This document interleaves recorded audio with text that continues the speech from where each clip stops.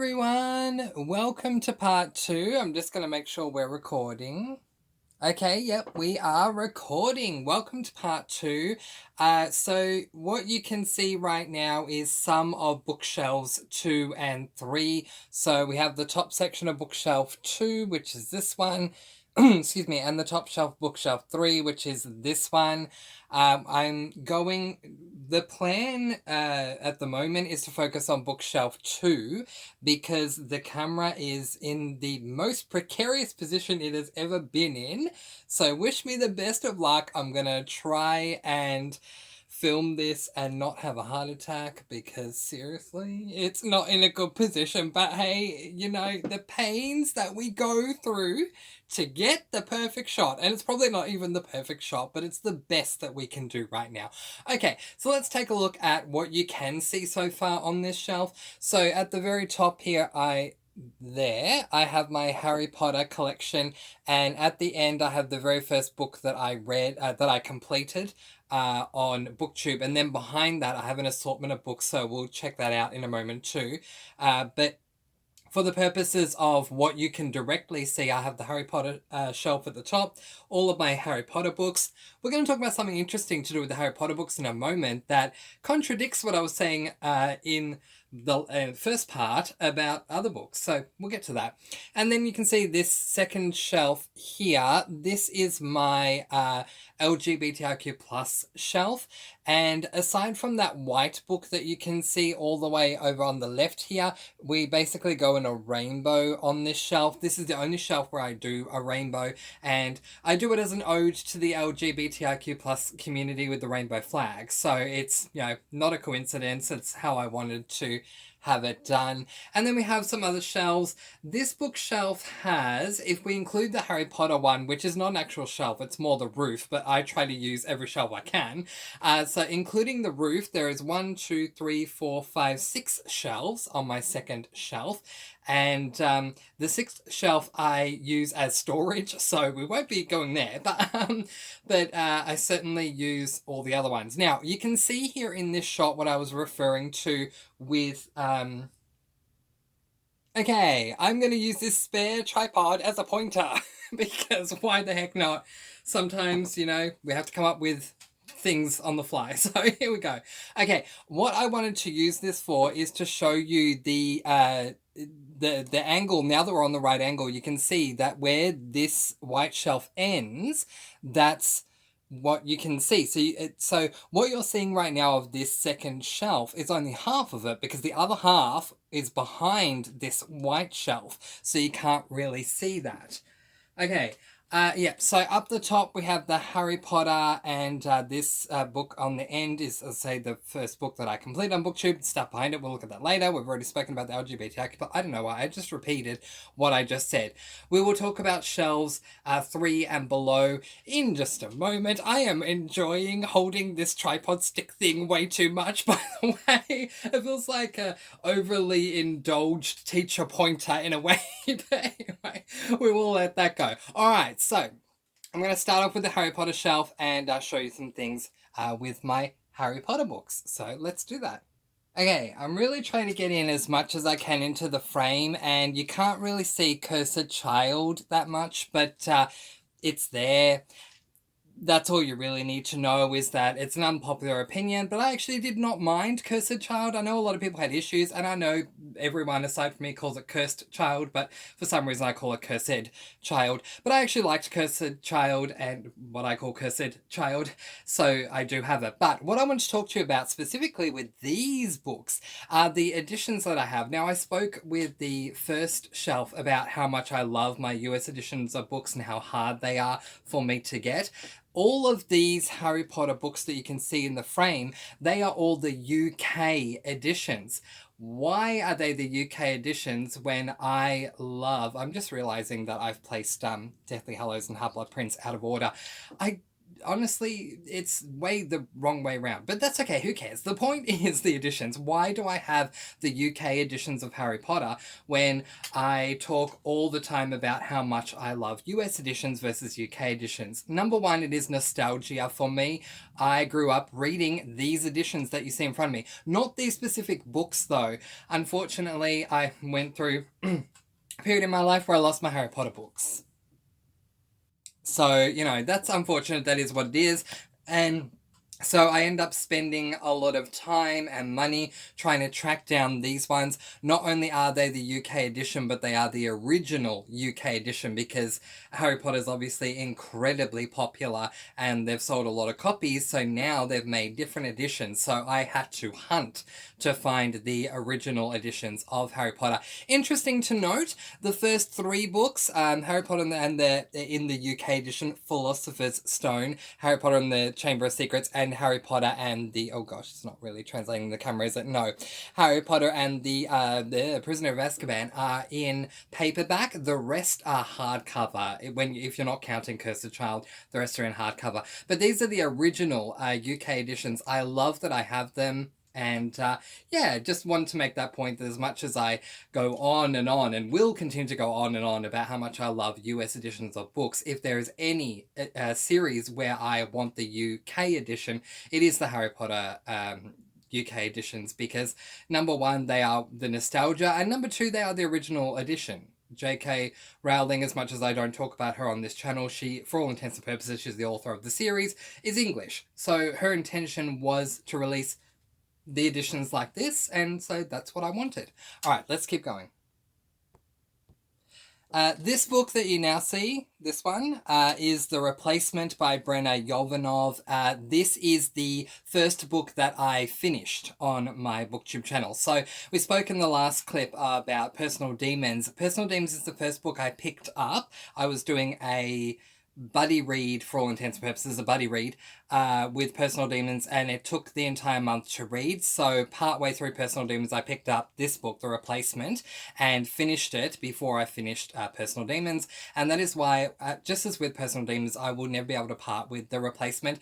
I did not love this book, and I think if I went back and reread it, I probably would give it like a 2-star or something like that. But again, it's the nostalgia, just like with Harry Potter. I have no real rhyme or reason as to why it's sitting with my Harry Potter books, other than I guess I'm displaying the first book I completed on my channel. But there's no real rhyme or reason, just that, I want to show it to you because I don't think I'd ever be able to part with it for that reason. Talk about precarious. We have the camera in a precarious position, and we have the books behind Harry Potter in a precarious position, so I'm going to go through them very quickly. So all of the books up until the hardcover of The Rage of Dragons, which is there, so not that one, but all the ones that come before The Rage of Dragons, so this way, all Christmas books. So I have my Christmas Tree Farm Cozy Mystery Series by Jacqueline Frost and a couple of other standalone Christmas books. I've hidden them because I will bring them to the forefront during Christmas. There's no reason for me to display them when it's not Christmas time. Not that I would have anything against that. I love Christmas, and it has... Christmas is a very big deal to me, but there's just no reason to display them during the year, so I hide them behind.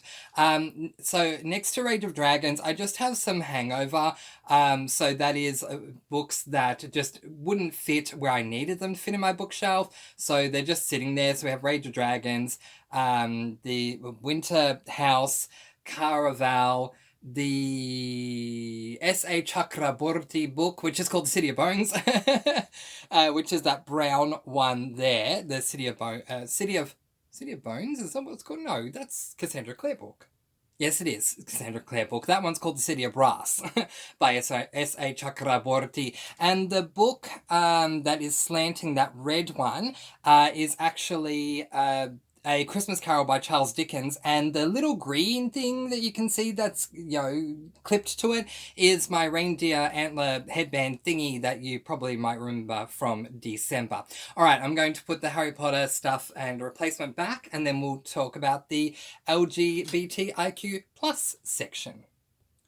Okay, so now that is back where it was. Let's now talk about the LGBTIQ plus section. So as I was saying earlier, I do arrange my LGBTIQ plus books in a rainbow format. Yeah, I don't want to arrange the rest of my books into a rainbow shelf, but it just makes sense for me for my LGBTIQ plus books. It has been pointed out to me, and no, it is no coincidence, so I'll make the point here and then we can move on because you would notice it anyway by looking at them if you know the books. All of these books do have one particular romance type in mind when it comes to LGBTIQ+. They're all male-male. I have been asked before if I've read any female-female romance books. I haven't. It's nothing against the L section of LGBTIQ+ at all. It's just hasn't appealed to me, so I haven't read them yet. I'm definitely not saying that I'm against them or anything like that. If I come across a great sapphic romance, I'll definitely give it a go. But it's just not something that has appealed to me. And my goal for this channel, in as far as advertising LGBTIQ plus books, was to advertise male books, because growing up I didn't find them myself, and growing up as a young gay man, that was very tough for me. Reading these books now, I hope that through my channel I'm able to expose anyone in the younger range from the LGBT, especially the G and B side of the community, who feel like they're growing up without books that, you know, can represent them and see themselves in books and things like that, that I can do that. So yeah, while it is LGBTIQ+, I could just slap a label and say they're all gay books, but honestly, I do call it the LGBTIQ+ section because I do plan to read other types of books in this medium. In fact, one of the books that I have on a TBR shelf that I just haven't gotten to yet is a trans book, and I'm looking forward to reading that one. But yeah, just wanted to answer that question. Alrighty, so I'm gonna maybe do something a bit controversial, but that's okay because we're talking about memories. Alright, I'm going to deal with the elephant in the room. A long time ago, I read both of these books, The Gravity of Us and As Far As You'll Take Me, both by Phil Stamper. It just by happenstance ended up getting The Gravity of Us during the lockdown. My library sent me out a whole bunch of books after telling me they would send me one book a fortnight. They sent me a box with like, I think 20 books, and The Gravity of Us was one of them. It looked really interesting. I read it. I absolutely loved it. I reached out to Phil Stamper and let him know. I did a review of it. I just couldn't stop singing its praises. I then went on to read Phil Stamper's next book because this was his debut, and when I was done with that one, Phil Stamper then released this one, and so I read As Far As You'll Take Me, loved it again, did another review on it again, and Phil Stamper commented on one of the reviews, I don't remember which one, and I end up having some great conversations with Phil Stamper at that point in time. However, people have been wondering why I haven't read any more Phil Stamper since, or haven't really referred to these books in videos since, and I'm going to just quickly tell you what the answer is to that now, in the hope that we can all move on. Phil Stamper and I had a bit of a discussion. I'm not going to go into too much detail because there's really no point, but we went into a bit of a discussion after I'd read As Far As You'll Take Me with regards to his other books, and things happened, and my opinion on Phil Stamper kind of soured after that. I said that I was going to talk about it, but honestly, I don't think it's really worth pointing out what the specifics are, but some things happened throughout the course of our discussion, and I have soured on reading more of his books, and that's just a personal thing. So I'm just addressing it because people have been wondering why I haven't brought up Phil Stamper recently, so now you know why. I haven't parted with the books because the books do still mean a lot to me, but you'll notice that the rainbow colors are out of order when it comes to these two books, and that is because, yes, I have purposely shoved them to the back. I can't bear with parting with them because they both do have special places in my heart, but it is tough still to me to this day to look at them, given what I went through with Phil Stamper. Again, I don't want to make it dramatic. I'm just addressing something, so please don't, blow this up or anything. I'm just making a point. That's why I haven't really spoken about it. So you've seen them now. I still have them. I don't plan on DNFing. I don't plan on, unhauling them. Didn't DNF. I got through both of them. I think I gave them both 5 stars. But anyway, yeah, that is what it is. Let's move on to something a little more fun. So yeah, just quickly looking now, you can't even see The Gravity of Us because of the angle, and the angle of the camera is face on. to the shelf. So it's not like I'm trying to hide anything, but even face on, you can't see the Gravity of Us anymore. It's tucked away. That is not because I'm trying to hide Phil Stamper. That is because, again, as I said, with this shelf, it cuts to halfway through this one. So you can see the edge, kind of the Gravity of Us, but you can't see anymore because of just how it is. But anyway, there you go. Just quickly showing you this format so you can see what I was referring to. If you could see the Gravity of Us, it would go purple, white, then red, orange, yellow, green, blue, purple if I had another purple, and then white. So yeah, that's why it's kind of out of order. But there is one book that I want to make mention of on this shelf, and so let's do that now. Captive Prince by C.S. Picard. Okay, so I read this book, oh my gosh, I think it was about 2 years ago. It was shocking. Not as shocking as Zodiac Academy, which is kind of funny because this was a very shocking book. Let me tell you, I went into this book thinking it was a male-male romance. It was definitely not a male-male romance. It was male-male, but it wasn't romance, I'll tell you that. And it shocked me a lot. But I wanted to keep reading the series because the ending really intrigued me to the point that I actually do have book number 2 in the series. And there it is, Princess Gambit. So I've actually had Princess Gambit on my still to be read TBR, which, just to differentiate so you know what I mean, I have on this, where are we? This shelf in this section that you can just see at the bottom here, I have my April and May coming up TBRs, but then 2 shelves below, where are we? 2 shelves below this one, I have a TBR of just books that I've had on me for a while that I just haven't gotten to yet, and that's where I pulled Princess Gambit from.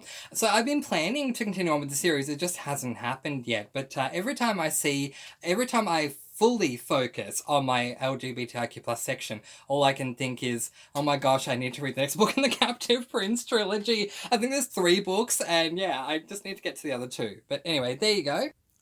Alright, it's hand-holding time because for some reason I can't put my camera somewhere steady for this section. Thank goodness it's not a big one. Okay, so we have Fuego, my stuffed dragon that was given to me by a dear friend on the left. And this is my horror section at the moment. I do have some other horror books that will be added to this as we go throughout the year. I plan on reading a lot more horror, but this is what I have so far. The first book is The Eyes of the Dragon. That's technically a fantasy book, but I do like having my kings staying together.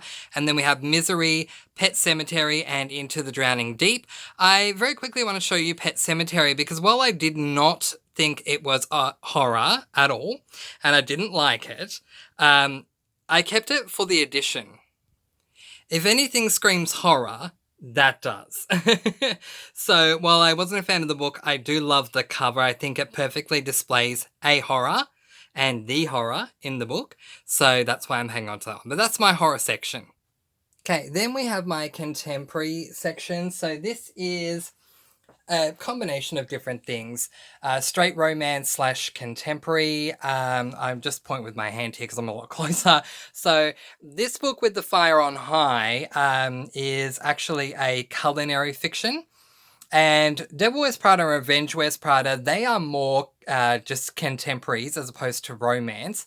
Then Roomies, P.S. I Like You, Listen to Your Heart, Lucky in Love, and I've Got Your Number are definitely romance books. And then Letters to the Lost and More Than We Can Tell are more contemporaries than romance. So it's a mix match, pitch podge of different types of things, whether it be romance, contemporary, or romance and contemporary. But yeah, that's my section. I have a book that's holding up. You can see the word legend there. The black book that's holding them up at the moment. I mean, this is what it is, and we're going to pretend we didn't see that. Yeah, as far as just memories, I'll quickly point out, if I can, Letters to the Lost. I love this book so much. There are so many great memories I have of this one, and I will never be able to part with this book. I do highly recommend it. I think Bridget Kemmerer, as a contemporary author, is fantastic. I did try some of her fantasy work, and I just wasn't a fan of it. Sophie Kinsella, for those of you who have been following me for a while, you know I've wanted to replace this I've Got Your Number edition. It just hasn't happened yet. But I do want to read more of Casey West's work. This is Lucky in Love. If we can focus, apparently not. So yeah, I do plan on reading a lot more Casey West. I probably won't get to it this year, but I have a massive that is standalone list that I'm slowly working my way through, and I want to get through as many Casey West books as I can. Roomies is interesting. It's the only Christina Lauren book that I actually liked. I tried two others and really did not like them at all. But I actually loved Roomies, and apparently that's the unpopular opinion. If you're a Christina Lauren fan, you like Roomies the least, and if you're not a Christina Lauren fan, well, I guess it stands to reason that you like Roomies the most. I'm not a fan overall, so I loved Roomies. But yeah, I loved that Revenge Wears Prada was a book. I didn't know there was a part 2 to Devil Wears Prada, and I loved both the film and the book of Devil Wears Prada, so I really enjoyed getting to read Revenge Wears Prada. And as for With the Fire on High, the culinary fiction, I read that with my mother and really enjoyed that one. So there you go. Talk about a mismatch pitch podge. This is the lowest section of my black shelf that I'm displaying. And yeah, so this is thrillers and mysteries. I would love to read more thrillers. In fact, the next book that I plan to read is My Only Sunshine by JM or MJ Fleming, one of the two. And if I enjoy that, hopefully it'll inspire me to read more thrillers. But this is a combination of thrillers and mysteries that are not cozy mysteries. So yeah, we have all different ones. If I'm going to point anything out here, I'm going to point out The Woman Outside My Door for so many reasons. Yeah, you can see that. The biggest reason being how hard I had to search to find this one. I was doing a most anticipated books for 2022 at the end of 2021, and this is the cover that I saw for The Woman Outside My Door, and it got me really excited. This was the cover, the cover they were showing for the book before it was released. Then the book was released, and it was released in a different edition in Australia because, of course, it was with a picture of a door on the cover that I didn't like. So I searched really hard for the cover that I wanted, and yes, I paid probably too much for this book, but I did love it. I have to say, I did absolutely love this book, and I do want to read more Rachel Ryan. I hope she's releasing a second thriller, and if she does, I'll read it because this is probably my favorite. No, not probably. This is my favorite thriller that I've ever read. For those of you who have read the guest list, do you recognize this cover? Are you American? Well, you're forgiven. This is the UK edition. I don't like it. The guest list is fine. I read it twice. First time I read it, I liked it more than the second time. I think with mysteries, it's just something that I've learned is that I don't want to reread a mystery because I already know everything. But yeah, I prefer the American edition, which is the cover is literally a lot darker. And then this white thing that doesn't make it look like, it's actually a thriller, not a mystery, I think. Anyway, doesn't matter. Yeah, I'm not a fan of the cover. This is the UK edition. That was my point. Same with this book, Seven Deaths of Evelyn Hardcastle.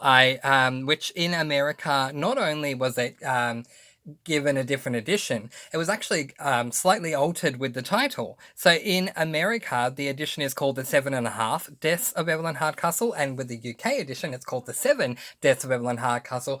Don't ask me why, I don't know. It doesn't make any sense to me, and yes, it did freak me out for a while, thinking, oh my gosh, did I purchase the wrong book? But no, they just, in America, decide to add half, because, as they say in Sex and the City, sometimes a girl needs a half, so...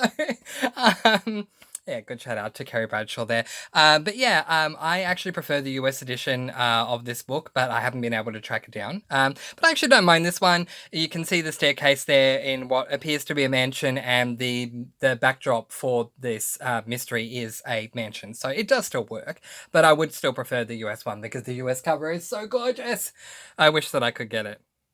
Something really interesting about this being the lowest shelf that I put books on in this particular bookshelf is the final book over here, The Inheritance Games. I keep forgetting that I have it because had I, taken the time to remember I did have it, it would have been unhauled by now. I did not like this book, and that book actually led to a book that I'm going to show you very soon called The Housemates, because I was so disappointed with that one that I like going into books blind, but I specifically sought out the book that I thought that book was going to be. Ended up with The Housemates and absolutely fell in love with it, but that book really disappointed me, so I don't know why I still have it. I guess next book haul, I have a goal to do a book haul in June, so I guess in that one it will go. All right, that's bookshelf number 2.